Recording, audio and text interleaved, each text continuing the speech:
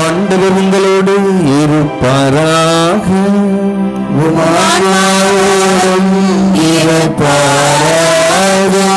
யோவான் எழுதிய தூய நற்செய்தியிலிருந்து வாசகம். ஆண்டவரே மாற்றி உமக்கே. யோவான் எழுதிய நற்செய்தி பிரிவு 15 இறை திருவசனங்கள் 1 தொடங்கி 5 முடிய.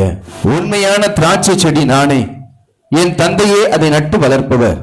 என்னிடமுள்ள கனி கொணாத கொடிகள் அனைத்தையும் அவர் தரித்து விடுவார். கனி தரும் அனைத்து கொடிகளையும் மிகுந்த கனி தருமாறு கழித்து விடுவார். நான் சொன்ன வார்த்தைகளால் நீங்கள் ஏற்கனவே தூய்மையாய் இருக்கிறீர்கள். நான் உங்களோடு இணைந்து இருப்பது போல நீங்களும் என்னோடு இணைந்து இருங்கள். கொடி திராட்சை செடியோடு இணைந்திருந்தாலன்றி தானாக கனி தர இயலாது. அதுபோல நீங்களும் என்னோடு இணைந்திருந்தாலன்றி கனி தர இயலாது. நானே திராட்சை செடி, நீங்கள் அதன் கொடிகள். ஒருவர் என்னுடனும் நான் அவருடனும் இணைந்திருந்தால் அவர் மிகுந்த கனி தருவார். என்னை விட்டு பிரிந்து உங்களால் எதுவும் தர இயலாது என்றார். ஆண்டவரின் அருள்வாக்கு. கிறிஸ்துவே உமக்கே புகழ். இயேசு கிறிஸ்துவில் பிரியமான உறவுகளே, உங்கள் அனைவருக்கும் அந்தோனியாருடைய பெருவிழா வாழ்த்து திருப்பலியை நாம் நமக்கே கரங்களை தட்டி நாம் கொண்டாடி கொள்வோம். அனைவருக்கும் வாழ்த்துக்கள். இன்று புதிதாக நற்கருணை எடுக்க இருக்கிறார்கள். 9 நாள் நவநாளிலையும் நாம் அந்தோனியார் செய்த புதுமைகளையும் அவருடைய வரலாறுகளையும் மீண்டும் மீண்டும் நாம் சிந்தித்து பார்க்க நேர்ந்தது. இன்று அந்தோனியாரும் நற்கருணையும் நானும் நற்கருணையும் என்ற பின்புலத்திலே நாம் சிந்திக்க இருக்கிறோம். நற்கருணை இப்போ இந்த பிள்ளைங்களுக்கெல்லாம் பார்த்தீங்க அப்படின்னா தொட்டம்மா தொட்டப்பான்னு ஒருத்தவங்க இருப்பாங்க. என்னைக்கு தொட்டாங்களோ அன்னைக்கே விட்டுட்டுவாங்க. அதுக்கப்புறம் பார்த்தீங்கன்னா செயினையும் மோதிரத்தையும் தூக்கிட்டு இன்னைக்கு வந்திருப்பாங்க. அடுத்து கல்யாணத்துக்கு வருவாங்க. அடுத்து அவங்க பிள்ளைய பெற்றதுக்கு வருவாங்க. இந்த தொட்டமா தொட்டப்பா ஞானஸ்தானத்தோட தொட்டமா அன்னையோட விட்டமான்னு இருந்து போனவங்க இன்னைக்கு வந்திருப்பாங்க. இவங்களுக்கு என்னன்னா அவங்க அன்னையிலிருந்து உதவி செய்ய வேண்டும். அவர்கள் ஞான காரியங்களை கற்றுக் கொடுக்க வேண்டும். இன்னைக்கு உண்மையிலேயே அந்த தொட்டமா தொட்டப்பா 2 பேரும் ஒழுங்கா வேலையை பார்த்திருந்தாங்க அப்படின்னா இன்றிலிருந்து இவர்களுக்கு யாரு தொட்டமா தொட்டப்பான்னா ஆண்டவர் இயேசு கிறிஸ்து. அன்று அவர்கள் குழந்தை பருவத்திலிருந்து நற்கருணை வாங்கும் வரையிலும் அவர்கள் சரியான முறையில் தன்னுடைய ஞான பிள்ளை நன்றாக இருக்கிறானா, கோயிலுக்கு போனானா, நல்ல வேண்டானா, நல்லா படிக்கிறானா என்று அவர்கள் வழிகாட்டி இருந்தார்கள் என்றால் இன்று இலிருந்து அவர்கள் இயேசுனுடைய பிள்ளைகளாக இயேசு அவர்களை தொடக்கூடிய ஒரு சூழ்நிலை மாற்றப்படுகிறது. எனவே அன்பிற்குரியவர்களே, இனிமேலும் ஞானஸ்தானம் கொடுக்கிறது வரும். தயவு செய்து பெற்றோர்களுக்கு ஒரு முக்கியமான வேண்டுகோள். யாரு பணக்காரலா இருக்கா, யாரு செயின் போடுவா, மோதிரம் போடுவா, அவங்கள தொட்டமா தொட்டப்பா வச்சுக்கிறோம்லாம் தேடாதீங்க. யார் என் குழந்தைக்கு நல்ல ஞானத்தை சொல்லிக் கொடுப்பார், வாழ்க்கையில யார் நல்ல முறையில் வாழ்ந்து கொண்டிருக்கிறார்கள் என்பதை நீங்கள் பார்த்தீர்கள் என்றால் அவர்களை உங்கள் பிள்ளைகளுக்கு தொட்டமா தொட்டப்பாவாக மாற்றுங்கள். இந்த மாதிரி முக்கியமான நிகழ்வுகளுக்கு செயினையும் மோதிரத்தையும் தூக்கிட்டு வர்றவங்க தான் என் மகளுக்கு தொட்டமா தொட்டப்பா இருக்கணும் அப்படிங்கன்னா கடைசியில் மண்ணோடு மண்ணாகத்தான் போகுமே ஒழிய விண்ணோடு விண்ணாக நாம் போக முடியாது என்பதை நாம் ஆழமாக சிந்தித்து பார்க்க வேண்டும் என்பதை பெற்றோர்களுக்கு நான் இணக்கமாக வேண்டிக் கொள்கிறேன். அந்தோனியார் நற்கருணையில் ஏன் இவ்வளவு ஒரு பக்தி வைத்திருந்தார், நற்கருணை நாட்டம் வைத்திருந்தார் என்றால் அது உங்களுக்கு நன்றாக தெரியும். அவருடைய தாய் மரியா, அந்தோனியுடைய அம்மா பேரும் மரியாதான், மார்ட்டின். அப்ப இருவருமே ஒரு இக்கட்டான சூழ்நிலையில் இருக்கிறார்கள் அந்தோனியாரை வயிற்றில் வைத்திருக்கும் போது. அப்பொழுது அந்தோனியுடைய தாய் மரியா பங்கு தந்தை அணுகுகிறார்.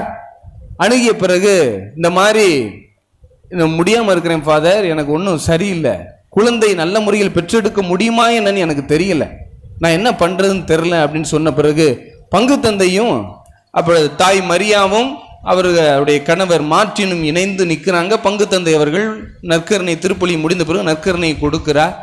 கொடுத்து முடித்த பின் அந்த நற்கருணை அவர்களுக்குள் வேலை செய்கிறது. பங்கு தந்தை சொன்னார், குழந்தை பெற்றெடுக்கும் வரை 2வது ஜெபமாலையை சொல்லி உருட்ட ஆரம்பியுங்கள் என்று சொல்லி முடிக்கிறார்கள். எனவே மரியா பிரசவத்திற்காக காத்து கொண்டிருக்கக்கூடிய அந்த சூழ்நிலையில் உள்ள குழந்தைக்கு கொடி சுத்த ஆரம்பித்து விடுகிறது. அப்ப குழந்தை பெற்றெடுப்பதில் அந்தோனியாருடைய தாய் மரியாவுக்கு மிகப்பெரிய இரத்தப்போக்கு ஏற்பட ஆரம்பிக்கிறது. முணங்குகிறார், கஷ்டப்படுகிறார், கண்ணீர் விடுகிறார். நான் எப்படி இந்த குழந்தையை பெற்றெடுக்க போகிறேன் என்று அந்தோனியாருடைய தாய் துடித்து கொண்டிருக்கிறார். வழி தாங்க முடியாமல் இருந்த அவர், மருத்துவச்சிகள் சொல்கிறார்கள், இன்றோடு தாயும் சேயும் இறந்துவிடும் என்று சொல்லப்படுகிறது. அனைவரும் சூழ்ந்து நின்றவர்கள். கண்ணீரோடு மாற்றி நிற்கிறார் தகப்பன். ஜெபமாலையை எடுத்தார்கள், சுத்தி உருட்ட சொன்னார்கள். சேலையை சுத்தி வச்சுக்கிட்டாங்க. ஜெபமாலையை உருட்டி கொண்டே வருகிறார்கள். அற்புதமாக குழந்தையினுடைய கழுத்தில் சுற்றி இருந்த அந்த தொப்புள் கொடிகள் ஒவ்வொன்றும் இவர்கள் ஜெபமாலையை உருட்ட உருட்ட கழுத்தில் இருந்த ஒவ்வொரு கொடிகளாக கலடத் தொடங்குகிறது. சுருங்கி இருந்த அந்த கொடிகள் விரிய தொடங்குகிறது. குழந்தையை அற்புதமாக பெற்றெடுக்கிறார்கள். அவர்தான் நம்முடைய பெரும் புனிதராக இருக்கக்கூடிய புனித பதுவை அந்தோணியார் என்பதை நாம் ஆழமாக விசுவாசத்திலே ஏற்றுக்கொள்ளக்கூடிய ஒரு முக்கியமான நிலைக்கு நாம் செல்ல வேண்டும். எனவே தாயினுடைய கருப்பையிலேயே அற்புதம் செய்தவர். அதனால்தான் அவரை நாம் கோடி அற்புதர்கள் என சொல்கிறோம். 100 அற்புதர் என சொல்லலாம், 200 அற்புதர் என சொல்லலாம். ஏன் கோடி அற்புதர் என்று சொல்லப்படுகிறது என்றால், இவருடைய அற்புதம் நிற்க போவது இல்லை, தொடர்ந்து நடக்க போகிறது. இப்ப கல்யாணத்துக்கு போனோம் அப்படின்னா 501, 2001, 3001, 5001, 50,001 எழுதுவோம். ஏன் 5000, 2000, 500 எழுதலாம். ஏன் 1 எழுதுறோம்?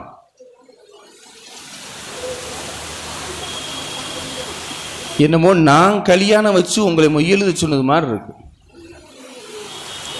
எதுக்கு எழுதுறோம்? அது தெரிஞ்சா நாங்க எழுதுனா, எங்க அம்மாச்சி எழுதிச்சு, அப்பத்தான் எழுதுனா, நானே எழுதுனேன் அப்படின்னு. 1 அப்படிங்கிறது என்ன அப்படின்னா அடுத்த வளர்ச்சி. இந்த குடும்பம் அடுத்த வளர்ச்சியை நோக்கி செல்ல வேண்டும். 500 என்றால் அது முடிவு, 5000 என்றால் அது முடிவு, 2000 என்றால் அது முடிவு. இந்த குடும்பம் முடியக்கூடாது, மாறாக தொடர வேண்டும், வளர்ச்சி அடைய வேண்டும் என்பதை நாம் வாழ்த்தும் விதமாக நம்முடைய மொய் பணத்தில் எழுதுறோம். சரிங்களா? புரிஞ்சிருச்சுல? இனிமேல் தெரிஞ்சுக்கிட்டு எழுதணும். சரிங்களா? புரிஞ்சு. இப்ப அந்தோணியாருடைய புதுமைகள் நம்ம பார்த்தோம். திருப்பி திருப்பி 4 அருள் தந்தையர்கள் இந்த நவநாளிலே சொன்னார்கள், கழுதை மண்டியிட்டது, கழுதை மண்டியிட்டது என்று சொன்னார்கள். உண்மையிலேயே முதலாக அந்தோணியார் வென்றது யாரை என்றால் கழுதையோ இல்லை அந்த அரசனையோ அல்ல. அவர் வென்ற முதல் மனிதர் அந்தோணியார் தான். அவரை தான் அவர் முதலில் வென்றார். இதுதான் நாம் செய்யக்கூடிய முக்கியமான ஒன்று. ஏனென்றால் கழுதை மட்டும் பட்டினி கிடக்கவில்லை, மாறாக அந்தோணியாரும் 7 நாள் சாப்பிடவில்லை. அவரும் பசியாகத்தான் இருந்தார். அவருடைய பசி ஆன்ம பசியாக மாறி நற்கருணை நோக்குகிறது. கழுதை அந்தோணியாரை பார்க்க, அந்தோணியார் நற்கருணையை பார்க்க உடனடியாக கழுதை மண்டியிடுகிறது நற்கருணை ஆண்டவருக்கு முன்பாக. எனவே இவ்வாறாக அந்தோணியார் வாழப்படுகிறார், வளர்க்கப்படுகிறார். குழந்தையாக இருக்கும்போது தாய் சொன்ன 2 விஷயங்களை அந்தோணியார் இறுதி வரையிலும் பின்பற்றினார். 2 ஒன்று நற்கருணை பக்தி, 2வது அன்னை மரியாளுடைய பக்தி.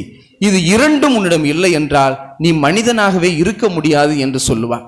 எனவே அந்தோணியார் அன்றிலிருந்து விடியற் காலையில் எழுந்து நற்கருணை ஆண்டவரை சந்திக்கக்கூடிய அந்த சூழ்நிலையில், அவர் குழந்தை பருவம் 5 வயதிலிருந்தே அவர் அந்த நேரத்தை ஆரம்பிக்கிறார். நற்கருணையை நான் சந்திக்க வேண்டும், தினந்தோறும் சந்திக்கக்கூடிய அந்த சூழ்நிலையில் அந்தோணியார் தனக்குள்ளாக அந்த மாற்றத்தை ஏற்படுத்துகிறார். நற்கருணை ஆண்டவரை தனக்குள்ளாக ஏற்றுக்கொள்கிறார். இன்னைக்கு நம்மள்ட்டையும் அந்த கேள்வி கேட்கப்படுகிறது என்பதுதான் உண்மை. நற்கருணை என்பது ஒரு உயிர் இல்லை. அது நீங்க பூசையில மட்டும்தான் பார்க்கலாம். அதுக்கப்புறம் அதுல ஆண்டவர் இயேசு கிறிஸ்து இருக்க மாட்டாங்க. தப்பறை கொள்கைகளுக்கு சம்மட்டியானவர் தான் யார்? இதுதான் காரணம். தப்பறை ஒன்று, நற்கருணையில் இயேசு இல்லை. 2வது, இயேசு மனிதர் மட்டும்தான். இல்லை என்றால் அவர் இறைவன் மட்டும்தான். அவரை இறைவன் மட்டும்தான் ஏற்றுக்கொண்ட ஒரு குழுவினர். இன்னொரு குழுவினர் இயேசு மனிதர் தான் என்று மட்டும் ஏற்றுக்கொண்ட குழுவினர். இங்குதான் அந்தோணியார் நுழைகிறார். நீங்கள் எண்ணுவது தவறு. இயேசு கிறிஸ்து மனிதனும் மனிதத்தன்மையும் கடவுள் தன்மையும் கொண்டவர் என்பதை நான் உங்களுக்கு நிரூபிக்கிறேன் என்று ஆணித்தரமாக திருவாசகத்தினுடைய திருவிழியத்தினுடைய பின்புலமாக அவர் சுட்டி காட்டுகிறார். இதுதான் நீங்கள் சிந்திக்க வேண்டும். இயேசு மனிதர் மட்டும் என்று நினைக்காதீர்கள், அவர் தெய்வம். தெய்வம் மட்டும் என்று நினைக்காதீர்கள், அவர் மனிதன்.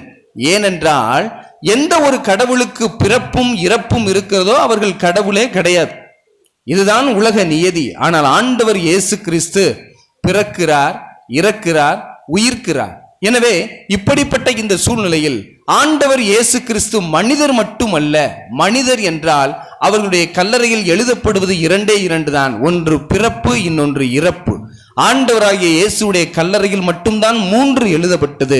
பிறப்பு, இறப்பு, உயிர்ப்பு என்று எழுதப்பட்டது ஆண்டவருடைய கல்லறையில் என்று சம்மட்டியை தூக்கி தடார் என்று அவர்களுடைய தலையில் அடைக்கிறார் புனித பதுவை அந்தோணியார். அன்றுதான் அவர்கள் வெளித்துக் கொள்கிறார்கள். தப்பறையிலிருந்து பலரை மீட்டு கொண்டு வருகக்கூடிய அந்த சூழ்நிலையில் அந்தோணியார் இறங்கக்கூடிய அந்த நிலையைத்தான் நாம் பார்க்கிறோம்.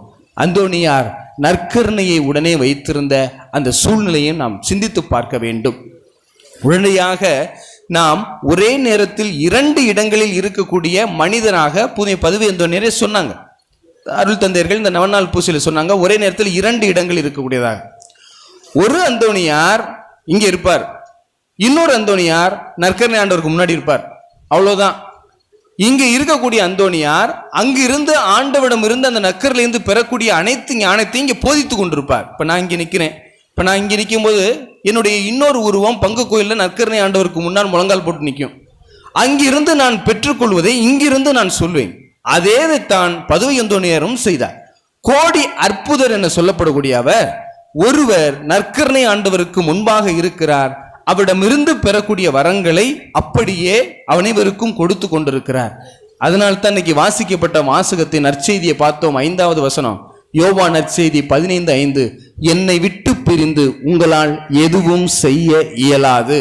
இன்னைக்கு பல பேர் சொல்றாங்க, நான் தான் இதற்கு காரணம், நான் தான் எல்லாத்துக்கும் காரணம், நான் தான் என் குடும்பம் சிறக்கிறதுக்கு காரணம், நான் தான் எல்லாத்துக்கு காரணம், நான் தான் சொல்றாங்க. அவர்கள் கடவுளை தூக்கி எறிந்துவிட்ட மனிதர்களுக்கு சமமாவார்கள் என்பது பொருள். பிள்ளைங்களா, உங்களுக்கு ஒன்று சொல்றேன், நல்லா கவனிச்சுங்க. உங்க வாழ்நாளில் ஒரு நாள் கூட, ஒரு நிமிஷம் கூட வேஸ்ட் ஆக்காதீங்க, சரிங்களா? ஒருவர் உங்களை அழைத்தார் என்றால் நேரத்திற்கு முன்பாகவே இருந்து விடுங்கள். மேக்கப்புக்கு நேரம் ஒதுக்காதீங்க, அது பேக்கப்ல போயிடும், சரிங்களா? மேக்கப் இன்னும் கொஞ்சம் நேரத்தில் சுல்லுன்னு வெயில் அடிச்சிச்சுன்னா அம்புட்டு பவுடரும் பேரளவுலையும் உருகி ஊத்திரும், சரியா? ஆண்டவருக்கு தேவை உள்ள அழகு, உடல் அழகு கிடையாது. நாம் பிறரை மயக்குவதற்காக உடை உடுத்தக்கூடாது, பிறர் நம்மை மதிப்பதற்காக உடை உடுத்த வேண்டும் என்பதை ஆழமாக சிந்தித்து பார்க்க வேண்டும். பிறரை நீங்கள் மயக்குவது சும்மா ஒரு 45 வயசு வரைக்கும் ஆட்டம் போடலாம், அதுக்கப்புறம் அவ்வளவுதான், தொண்டை சுருங்கிடும், ஒன்றும் பண்ண முடியாது. ஆகையால் உங்களுக்கு சொல்லக்கூடியது, இப்பொழுதே வளரும்போதே கற்றுக்கொள்ளுங்கள். பிறரை மயக்குவதற்கு நீங்கள் உடை உடுத்த வேண்டாம், பிறர் உங்களை மதிப்பதற்காக நீங்கள் உடை உடுத்த வேண்டும் என்பதை ஆழமாக உங்கள் உள்ளத்தில் இருத்தி கொள்ளுங்கள். 2வது, நேரத்தை விட்டுறாதீங்க. இன்னைக்கு ரொம்ப பேர் நேரத்தை விட்டுட்டு கதறாங்க. இந்த உலகத்திலே நமக்காக காத்திருக்க கூடாத ஒரு மனிதன் யாரென்று கேட்டால் அவன் நேரம்தான். அவன் போயிட்டே இருப்பான், அவனோட சேர்ந்து நம்ம போகணும். நீங்க நேரத்தை விட்டுட்டீங்க அப்படின்னா திருப்பி உங்களுக்கு கிடைக்காது. இன்னைக்கு முடிஞ்சிருச்சு, நாளைக்கு தான், நாளைக்கு உனக்கு வயசாயிரும், அவ்வளவுதான். அப்படி வயசாயிட்டு போயிட்டே தான் இருக்கும். நேரத்தை இழந்துடாதீங்க, நேரத்திற்கு சரியாக இருங்கள், அதுதான் உங்களுக்கு. 3வது, நேர்மையாக இருங்கள், நெஞ்சை நிமித்தி இருங்கள். நீ நேர்மையா இருந்துட்ட அப்படின்னா யாரும் எவரும் உன்னிடம் எதுவும் கேட்க முடியாது. அதனால தான் நம்ம கத்தோலிக்க கிறிஸ்தவத்தில் பார்த்தோம் அப்படின்னா ஒரு மனிதரை சொல்லுவார்கள், 24 முறை, அதாவது கலெக்டராகி 18 வருஷத்துல 24 இடங்கள் மாற்றப்பட்ட IAS அதிகாரி யாரு? சகாயம் அவர்களை சொல்லுவாங்க. காரணம் என்னவென்று சொல்லுகிறேன், அவர் லஞ்சம் தவிர்த்து நெஞ்சை நிமிர்த்தி நின்றார். எவனாலையும் கேள்வி கேட்க முடியல அவரை. பாருங்க, ஒரு மனிதனை 18 ஆண்டுகளில் 24 இடம் மாற்றுகிறார்கள் என்றால் அவர் எந்த அளவிற்கு நேர்மையாக இருக்க வேண்டும் என்பதை அவர் பேட்டியிலே கேட்கிறார்கள். அவர் சொல்லுகிறார், நான் ஒரு நாள் கூட திருப்பலியை தவற விட்டதில்லை ஃபாதர் அப்படிங்கிறார். திருச்சியில எங்களுடைய குறுமடத்திற்கு வந்திருக்கும் போது அந்த கேள்வியை நான் தான் கேட்கிறேன். எப்படி நீங்க இந்த மாதிரி ஒரு நேர்மையை தொடர்ந்து எப்படி இருக்கிறீங்க, தொடர்ந்து எப்படி நீங்க இருக்கிறீங்க அப்படி கேட்கும்போது கேட்டார், பிரதர் நான் ஒரு நாள் கூட திருப்பலியை விட்டது கிடையாது. என்னுடைய பயண நேரத்தில் நான் இங்க இருந்து தூத்துக்குடி போறோம் அப்படின்னா, நான் தூத்துக்குடி போறதுக்கு முன்னாடி எங்க கோயில் இருக்கு, அங்க எத்தனை மணிக்கு பூசை இருக்குன்னு தான் கேட்பனே ஒழிய நான் என்னுடைய சுகபோகத்துக்காக நான் போனதே கிடையாது. நான் இங்க இருந்து நாகர்கோவில் போறேன், இங்க இருந்து சென்னை போறேன் அப்படின்னா இடையில் எந்த கோவிலில் 6 மணிக்கு பூசை இருக்கும் என்பதை நான் கேட்டு தெரிந்து கொள்வேன். அங்கு சென்று நற்கருணை வாங்கிய பிறகுதான் என்னுடைய பணிக்கு நான் செல்வேன் என்று அவர் சுட்டி காட்டுகிறார். எனவே அவர் ஒரு மறு கிறிஸ்தவன் கிடையாது. நாம் கிறிஸ்தவனாக மட்டும் இருந்து விட்டோம் என்றால் ஏனோ தானோ என்று வாழ்ந்து போய்விடுவோம். கிறிஸ்துவாக மாற வேண்டும் என்பதைத்தான் ஆண்டவர் இயேசு கிறிஸ்து விரும்புகிறார். அதனால்தான் அந்தோனியாரை என்று நாம் மறு கிறிஸ்துவாக நாம் பார்க்க வேண்டும். அவர் சாதாரண புனிதர்கள் மட்டுமல்ல, புனிதர்களிலேயே முதல் இடம் யாருக்கு இருக்கிறது? புனிதர்களிலேயே முதல் இடம் யாருக்கு இருக்கு? அதான் போய் முதல் இடம் செபஸ்தியாருக்கு இருக்கிறது, இரண்டாவது இடம் அந்தோனியாருக்கு இருக்கிறது. முதலிடம் செபஸ்தியாருக்கு இருக்கிறது என்றால் அவரும் நற்கருணை பக்தியில் ஆழ்ந்து சிந்தித்தவர். நான் அவருடைய பிரசங்கத்தை ஆரம்பிக்கல, ஒருவேளை பங்குச்சாமியார் வந்தேன்னா ஆரம்பிக்கிறேன். இப்ப அந்தோனியார் என்ன நடக்கிறார் என்றால், அந்தோனியாருடைய உள்ளத்தில் ஆழமாக சிந்தித்திருந்தது திருவுளியத்தை வச்சிருந்தான்னு சொல்லுவோம் கிடையாது. நீங்க இந்த ஆன்மீகத்தை நல்லா புரிஞ்சுங்க, அந்தோனியாருடைய ஆன்மீகத்தை புரிஞ்சுங்க. விளக்க நான் ஏந்துவதற்கும், இந்த விளக்க நான் ஏந்துவதற்கும், பைபிளை நான் ஏந்துவதற்கும் தாங்குவதற்குமான வித்தியாசம் உண்டு. நான் திருப்பலிக்கு வரும்போதோ இல்லை வீட்டிலேயோ நான் திருவுளியத்தை ஏந்துகிறேன் என்றால் அது எனக்கு ஒரு போண்டா வடை மாதிரி தான். தேவைப்படும் போது பிரித்து திம்பேன், இல்லைன்னா அப்படி போட்டு போயிடுவேன். ஆனால் அந்தோனியார் இந்த திருவுளியத்தை தாங்குகிறார்.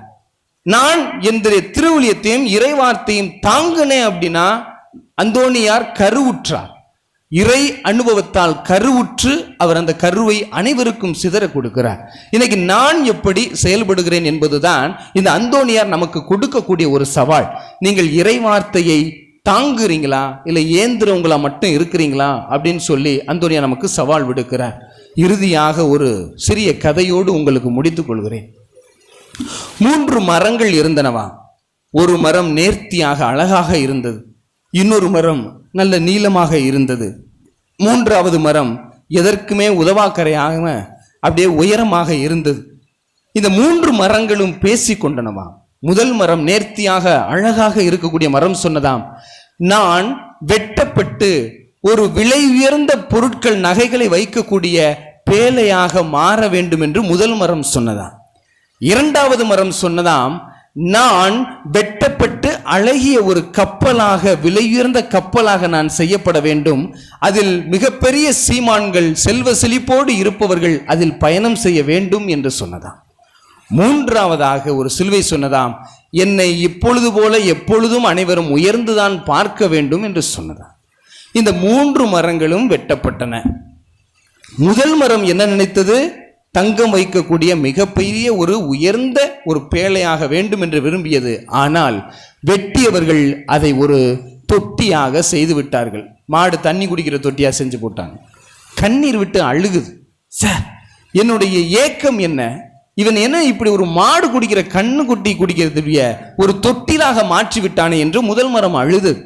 இரண்டாவது மரம், பெரிய கப்பலாக நான் செய்யப்படுவேன், பெரிய செல்வ சீமாந்தன்களை அழைத்து செல்வேன் என்று எண்ணி அந்த கப்பல், அந்த மரம் சாதாரண ஒரு வல்லமாக செய்யப்பட்டது. ஒரு சாதாரண ஒரு போட்ட ஒரு சின்ன ஒரு வத்தலாக செய்யப்படுகிறது. மூன்றாவது மரம் அப்படியே கிடக்கு, அதை யாருமே தொடல. இப்ப இந்த 3 மரங்களும் எண்ணியது போல நடக்கவே இல்லை. அப்ப நல்லா கவனிங்க, முதல் மரம் என்ன வேண்டிச்சான்? எல்லா செல்வமும் எங்க இருக்கோ அந்த இடத்துல வந்து இருக்கணும் அப்படின்னு சொல்லிட்டான். ஆண்டவர் இயேசு கிறிஸ்து பிறந்தார், தொட்டி வெறுமையாக இருந்தது. அன்னை மரியாள் விலையுயர்ந்த செல்வத்தை அந்த தொட்டியின் உள்ளே வைத்தார். இப்பொழுது அந்த தொட்டிக்கு என்ன ஆயிடுச்சு? மிகப்பெரிய ஒரு பெருமை. இந்த உலகத்திலேயே வெறும் ஒரு வைரமும் தங்கத்தையும் வைக்கக்கூடிய எண்ணிக்கொண்டிருந்த நான் இன்று ஆண்டவரையே என் தொட்டிலை இறக்கி வைக்கிறார்கள் என்றால் என்னுடைய கனவு ஜெயித்தது என முதல் மரம் சொல்லிக் கொண்டது. இரண்டாவது மரம், பேதுருவோடு ஆண்டவர் அழைக்கும் போது நான் உன் படகுல ஏறணும்டா அப்படின்னு சொல்லிட்டு இயேசு அந்த படகுல ஏறுறார். 100 மீட்டர் தள்ளி போறார். வலையை சற்று ஆழத்தில் போடு என்று சொல்லுகிறார். அள்ளி மீன்கள் வருகிறது. கரைக்கு வருகிறார். கரையிலே அமர்ந்து அந்த வள்ளத்திலே அமர்ந்து மக்களுக்கு போதித்து கொண்டிருக்கிறார் ஆண்டவர் இயேசு கிறிஸ்து. 2வது மரத்துடைய கனவும் என்னவாயிட்டது? நிறைவேறிடுச்சு. 3வது மரம் அப்படியே இருக்கு. ஆண்டவரை சிலுவையில் அறைய வேண்டும் என்று சொல்கிறார்கள். அப்பொழுதுதான் விறகு வெட்டி அந்த மரத்தை எடுக்கிறார், சிலுவை செய்கிறார், அப்படியே கொண்டு நிப்பாற்றார். ஆண்டவரை சிலுவையில் அறைகிறார்கள். 3ஆம் மரம் என்ன சொன்னுச்சு? நான் இப்பொழுது போல எப்பொழுதும் உயர்ந்தே நிற்க வேண்டும் என்று சொன்னது. அந்த இயேசுவை அவதில் வைத்து சிலுவையில் அறைகிறார்கள். சிலுவை மரம் உயர்ந்து நிற்கிறது. அனைத்து மக்களும் அதை உயர்ந்து பார்க்கக்கூடிய ஒரு சூழ்நிலை இருந்தது. அன்பிற்குரியவர்களே, இன்று நமக்கும் பல கனவுகள் உண்டு. என் குடும்பம் அப்படி இருக்க வேண்டும், நான் இப்படி இருக்க வேண்டும் என்பது உண்டு. ஆனால் நினைப்பதெல்லாம் நடந்து விட்டால் தெய்வம் ஏதுமே கிடையாது. நம்ம நினைக்கிறது நடக்காது, ஆனா கடவுள் நினைக்கிறது நடக்காம இருக்காது. எனவே அந்த மரங்கள் வேண்டியது உலக ஆசை, ஆனால் ஆண்டவர் அதை உயர்த்தியது உன்னத ஆசை. இன்று நம்மளுக்கும் பிரச்சனை வருகிறதா? ஏதோ நாம் உலக ஆசையில் இருக்கிறோம். நம்மை உன்னத ஆசைக்கு ஆண்டவர் கடத்தி செல்லும் போதுதான் வலிகளும் ஏமாற்றங்களும் தோல்விகளும் கண்ணீர்களும் உண்டாகிறது என்பதை ஆழமாக சிந்தித்து பார்க்க வேண்டும். இப்ப இந்த 3 மரத்தில் நாம் யார் என்பதை ஆழமாக சிந்தித்து பார்க்க வேண்டும். 2வது செய்தி, யூதாசு தான் உலகத்திலேயே முதல் முறையாக நற்கருணை வாங்கியது, அதுவும் ஆண்டவர் இயேசு கிறிஸ்துவால். 2வது பேதுரு வாங்குகிறார், அடுத்து மற்ற சீடர்கள் வாங்குகிறார்கள். யூதாசு நற்கருணை வாங்குகிறார், சாத்தான் உள்ளே நுழைகிறான், ஆண்டவரை காட்டி கொடுக்கிறான். பேதுருவுக்குள் நற்கருணை செல்கிறது, ஆண்டவரை மறுதலிக்கிறான். மற்ற சீடர்களுக்கும் நற்கருணை செல்லுகிறது, அவர்கள் விட்டு தன் உண்டு தன் வேலை உண்டு என்று ஓடத் தொடங்குகிறார்கள். இப்பொழுது அதே நற்கருணை இந்த திருப்பலியின் வழியாக ஆண்டவருடைய உடலாக நம்முடைய நாவில் வர இருக்கிறது. நான் யூதாசா, பேதுருவா, இல்லை மற்ற சீடனா என்பதை நாம் தான் ஆழமாக சிந்தித்து பார்க்க வேண்டும். இல்லை அந்தோனியார் போல இறுதி வரையிலும் நான் முடியும், ஆண்டவர் தான் எனக்கு எல்லாம் என்று சொல்லிக்கொள்ள நாம் தயாராக இருக்கிறோமா என்பதை நாம் ஆழமாக சிந்தித்து பார்க்க வேண்டும். நல்ல கணவன்னா யாரை சொல்லுவீங்க? நல்ல கணவன் எப்படி இருக்கணும்? சூசியப்பரை போல இருக்கணுமா? அப்ப நீங்க மரியா போல இருக்கணும்ல. நல்ல கணவன் எப்படி இருக்கணும் கேட்டால் நம்ம என்ன சொல்லுவோம்? டெய்லி அவர் வீட்டுக்கு வரணும், நல்லா துவைச்சு கொடுக்கணும், என்னை உட்கார வச்சு சோறு சமைச்சு கொடுக்கணும், பாத்திரம் விளக்கணும், நான் பேசாமல் உட்காந்துருப்பேன், சீரியல் பார்ப்பேன், சீரியஸாக இருப்பேன், அப்படியே உட்காந்துருப்போம் அப்படின்னு சொல்லிட்டு நம்ம என்ன பண்ணுவோம்? ஆண்களுக்கு ஒரு செய்தி, நீங்கள் உண்மையை கஷ்டப்படுறீங்க தான், ஒத்துக்கிறேன். ஆனால் நீங்கள் தான் கஷ்டப்படுறீங்க நினச்சிக்கிறாங்க. வீட்டில் பெண்களும் கஷ்டப்படுறாங்க. நீங்கள் போய் ஒரு சந்தையில் புடலங்காய் வாங்குறதுக்கும் மனைவியை நீங்கள் அனுப்பி அவர்களை போய் வாங்கிட்டு வர சொல்றதுக்கும் வித்தியாசம் உண்டு. என்ன பிரச்சனை? நீங்கள் வாங்கிட்டு வந்தீங்கன்னா அந்த புடலங்காய் காலியாகிற வரைக்கும் நீங்கள் காலியாயிருவீங்க. அவங்க வாங்கிட்டு வந்தாங்கன்னா எப்படி இருந்தாலும் சமையலுக்கு போயிடும். எனவே அவர்கள் சில நேரங்களில் குறையோடு தான் பார்ப்பார்கள். அவர்களுக்கும் கஷ்டம் உண்டு, உங்களுக்கும் கஷ்டம் உண்டு. ஆனால் நீங்கள் இருவரும் என்ன செய்யக்கூடாது? நான் தான் அதிக கஷ்டப்படுறேன்னு சொல்லிடக்கூடாது. அப்போ நீங்கள் என்ன பண்ணுவீங்க? பெண் என்ன பண்ணிடுவாங்க? சரி, நான் ஒரு நாள் வத்தலை எடுத்துகிட்டு போய் மீன் பிடிக்க போகிறேன், நீங்கள் வீட்டில் இருந்து பிள்ளைகளை பார்த்துக்கங்க அப்படின்னு சொன்னாங்கன்னா நீங்கள் என்ன பண்ணுவீங்க? அவ்வளோதான். நம்ம பிள்ளை யாரும் பக்கத்து வீட்டு பிள்ளை யாரும் கூட தெரியாது, அடித்து பூட்டி உள்ள வீட்டுக்குள்ளே வச்சுருப்போம். அந்த அளவிற்கு நமக்கு அதனுடைய வலியும் வேதனையும் தெரியும். எல்லாருக்குமே எல்லாமே வேதனை தான். குடும்ப வாழ்க்கை என்பது பிரச்சனை இருக்கத்தான் செய்யும். பிரச்சனை இல்லாமல் எந்த வாழ்க்கையுமே கிடையாது. சாமியார்களுக்கு பிரச்சனை இல்லையா? சிஸ்டர்களுக்கு பிரச்சனை இல்லையா? இல்லை யாருக்குமே பிரச்சனை இல்லையா? குழந்தைக்கு பிரச்சனை இல்லையா? எல்லாருக்குமே பிரச்சனை உண்டுதான். ஆனால் நீங்கள் அதை பிரச்சனையாக மட்டும் பார்த்து விடக்கூடாது. இன்னைக்கு புது விதமாக மாறிவிட்டது. இன்று கல்யாணம், நாளைக்கு டிவோர்ஸு, நாளைக்கு அடிச்சு அப்படியே போயிரு, அடுத்த பையனை பார்த்து போகிறது. கருமம் கேடுகட்ட கருமமாக இருக்கு. நல்ல வேலை பாம்பல் ஒரு கல்யாணம் கூட நான் பண்ணி வைக்கல, அது வரைக்கும் சந்தோஷப்பட்டுக்கிறேன். ஏன்னா நான் கல்யாணம் பண்ணி வச்சேன் அப்படின்னா மாசத்துக்கு ஒரு முறை அந்த தம்பதியினருக்கு தொடர்பு கொள்வேன், அழைப்பேன், அமருங்கள் என்று பேசுவேன். அவர்களுக்கு பாவ சங்கீதனம் கொடுப்பேன், எப்படி இருக்கிறீர்கள் என்று கேட்பேன். நான் அவ்வளவு சீக்கிரம் எந்த கல்யாணத்துக்கும் ஒத்துக்கிற மாட்டேன். இதற்கு ஒப்புக்கொண்டால் அவர்களுடைய கல்யாணத்துக்கு நான் செல்லுவேன், இல்லை என்றால் போக மாட்டேன். இதுதான் என்னுடைய ஒரு சூட்சுமமான ஒன்று. அவர்களை 3 மாதத்திற்கு ஒரு முறை கணவன் மனைவியாக சந்திக்க வேண்டும். இதுதான் எனக்கு சொல்லிக் கொடுத்தவருடைய கட்டளையாக இருக்கிறது. இன்னைக்கு பாருங்களே, திருமணத்திற்கு முன்பாக திருமணத்திற்கு பின்பாக பெண் பிள்ளைகளை பெற்றெடுத்திருக்கக்கூடிய தகப்பன் தாய்மார்களுக்கு ஒன்று சொல்லிக் கொள்கிறேன். உங்கள் பிள்ளைகள் சொகுசாக இருக்க வேண்டும் என்பதற்காக திருமணம் செய்து கொடுக்காதீர்கள். குடும்ப வாழ்க்கை என்பது கஷ்டமும் கண்ணீரும் நிறைந்திருக்கிறது என்பதை சொல்லிக் கொடுங்கள். பாம்பனில் மட்டும் நான் கணக்கு எடுத்து வச்சிருக்கிறேன், 184 குடும்பம் பிரிஞ்சிருக்கு. இன்னும் இருக்கு, இன்னும் போனேன் அப்படின்னா அதிகமாக இருக்கும்.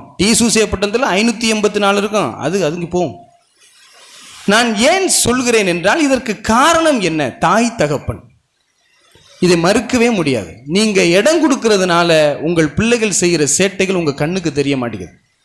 நற்கருணை ஆண்டவர் சேர்க்க விரும்புகிறாரே ஒழிய பிரிக்க விரும்பவில்லை. அதனால தான் நான் சொல்லுவோம், ஆண்டவர் இணைத்ததை சாமியார்கள் இணைத்ததை மாமியார்கள் பிரிக்காதிருந்தால் எந்த ஒரு பிரச்சனையும் இல்லாமல் இருக்கும். இதுதான் நியதி, இதுதான். எனவே உங்கள் பிள்ளைகளுக்கு சொல்லிக் கொடுங்கள், ஆண்டவரோடு இணைந்திருக்க வேண்டும். அடுத்ததாகத்தான் கணவர், மாமியார், மாமனார். எங்க எல்லாருமே கெட்டவங்க தாங்க. இங்க யார் ஒரு நல்லவங்களை காமிச்சிருங்க. எல்லாருமே கெட்டவங்க தான், யாருமே நல்லவங்க கிடையாது. எல்லாருமே கெட்டவங்க தான். நீங்க யாராவது ஒருத்தர் நல்லவரும் சொல்லிட்டீங்கன்னா உடனடியாக நான் என்ன செய்வேன் என்றால் பதவியேந்தனரை இறக்கி வச்சுட்டு அவங்கள மேல ஏற்றி சப்பரத்தை தூக்க விட்டுருவோம். எல்லாருமே கெட்டவங்க தான், யாருமே நல்லவங்க கிடையாது. ஆனா பிரச்சனை என்ன தெரியுமா? கெட்டவங்க நல்லவங்கன்னு நினைச்சுக்கிட்டு இருக்கிறது தான் பிரச்சனை. இதுதான் பிரச்சனை. எல்லாருமே ஒரு சுயநலவாதிகள் தான். அதான் எங்க அப்பா என்கிட்ட சின்ன பிள்ளை இருக்கும்போது அழகா சொல்லுவார், தம்பி கடன் வாங்குற அப்படின்னா, உன் வாழ்க்கையில கடன் வாங்குற அப்படின்னா ஒருத்தர்கிட்ட மட்டும் வாங்க அப்படின்பார். புரியல? 1000 ரூபா வாங்குற அப்படின்னா 10 பேர்கிட்ட 100 ரூபாயா வாங்காத, ஒரே ஆள்கிட்ட 1000 ரூபாயை வாங்கு அப்படின்னாரு. ஏன் அப்படின்னு கேட்டேன். சொன்னார், நீ கொடுக்க முடியலன்னா ஒருத்தன் தான் உன் வீட்டுக்கு முன்னாடி வந்து நிற்பான். நீ அவனை 10 பேர்கிட்ட வாங்கினு வச்சுக்க, 10 பேரும் உன் வீட்டு முன்னாடி வந்து நிற்பான். இப்ப உனக்கு பிரச்சனை ஒருத்தன் இருந்து வந்தா நீ சமாளிச்சுக்கலாம், 10 பேர்கிட்ட இருந்து வந்துச்சுன்னா சமாளிக்க முடியாது. ஆகையால் ஆத்தாடியோ கிளம்பிடாதிய, கிளம்பி போய் ஒரு ஆளை மட்டும் டார்கெட் பண்ணிடாதிய, சும்மா சொல்றேன், இப்படி சொல்றேன். வாழ்க்கையோட நுணுக்கம். அப்ப அந்த ஒருவரிடம் கடன் வாங்க வேண்டும் என்றால் என்னை பொறுத்தவரை அந்த ஒருவர் ஆண்டவர் இயேசு கிறிஸ்து தான். அவரிடம் நான் கடன் வாங்கினேன் என்றால் என் வாழ்க்கை சிறப்பாக இருக்கும். எனவே அன்பிற்குரியவர்களே, குடும்பம்னா பிரச்சனை இருக்கத்தான் செய்யும். அதை சேர்ப்பது ஆண்டவர் இயேசு கிறிஸ்து. எப்படி ஒரு செங்கலுக்கு இடையில் ஒரு சிமெண்டை கொஞ்சம் அப்பிட்டு அடுத்த செங்கலை வைக்கிறோமோ அதுபோலதான் வாழ்க்கை. கணவன், அடுத்து ஆண்டவர் இயேசு கிறிஸ்து, அடுத்து மனைவி. அப்பொழுதுதான் அந்த இல்லம் நல்லா நிரந்தரமாக இருக்கும். இல்லை செங்கக்கல்ல மட்டும் அடிக்கிட்டு போனீங்கன்னா சரிஞ்சு போயிரும் என்பதை ஆழமாக சிந்தித்து பாருங்கள், செயல்படுங்கள். ஆண்டவர் நம்மோடு இருக்கிறார். அந்தோனியார் இன்றும் என்றும் தொடர்ந்து பரிந்து பேசி கொண்டுதான் இருக்கிறார் என்பதை ஆழமாக சிந்தித்து பார்க்க வேண்டும். அந்தோனியார் தான் அழகா ஒரு இடத்துல சொல்லுவார், ஒவ்வொரு ஊரினுடைய கல்லறையிலும் ஒரு குருமார்களை அடக்கம் செய்திருக்க வேண்டும் என்று சொல்லுவார். இறந்து போன ஒரு குருமார்களே அப்படின்னு சொல்லுவார். ஏன் அப்படின்னு கேட்டா, அப்பொழுதுதான் அவருடைய இறை வார்த்தை மண்ணுக்குள் இருக்கக்கூடியவர்களுக்கு போதித்து அவர்களை விண்ணுக்கு அனுப்புவார்கள் என்று சொல்வார். அதனால் தான் அந்தோனியார் மண்ணுக்குள் இருக்கும் போது அவருடைய நாக்கு அழியவில்லை என்றால் காரணம் என்னவென்றால் சொல்லுகிறார்கள், அவர் மண்ணுக்குள் அடக்கம் செய்திருந்த போது அவருடைய நாக்கு உள்ளிருந்தும் இறைவாக்கு உரைத்து கொண்டிருந்தது. மண்ணில் இருந்த ஒவ்வொருவரையும் விண்ணை நோக்கி செலுத்தி கொண்டிருந்தார் என்று சொல்லப்படுகிறது. அதனால தான் அவருடைய நாக்கு இன்றும் துடித்து கொண்டிருக்கிறது, உயிரோடு இருக்கிறது என்பதை நாம் பார்க்கிறோம். நம்முடைய நாக்கு நற்கருணையை வாங்குகிறது. இது துடிக்க போகிறதா, இல்லை பிறரை துடிதுடிக்க வைக்க போகிறதா என்பதை சிந்தித்து பாருங்கள். இந்த நாக்கில் நற்கருணை ஆண்டவர் நுழைகிறார். ஆனா இதை வாங்கி முடிச்சதுக்கு அப்புறம் இது நாக்கா இல்லை தேல் கொடுக்கா மாறப்போகிறதா என்பதை நீங்களும் நானும் தான் ஆழமாக சிந்திக்க வேண்டும் என்பதை நான் சொல்லிக் கொள்கிறேன். இறுதியாக இறைவனோடு இணைந்திருங்கள். அவரோடு இணைந்திருந்தால் அன்றி உங்களால் கனிதர முடியாது. அவரோடு இணைந்திருந்த போதுதான் நம்மளால் முடியுமான அளவு கனி கொடுக்க முடியும் என்பதை ஆண்டவர் சொல்லிவிட்டார். எனவே ஆண்டவரோடு தொடர்ந்து இணைந்திருப்போம், தொடர்ந்து கனி கொடுப்போம். ஆமென்.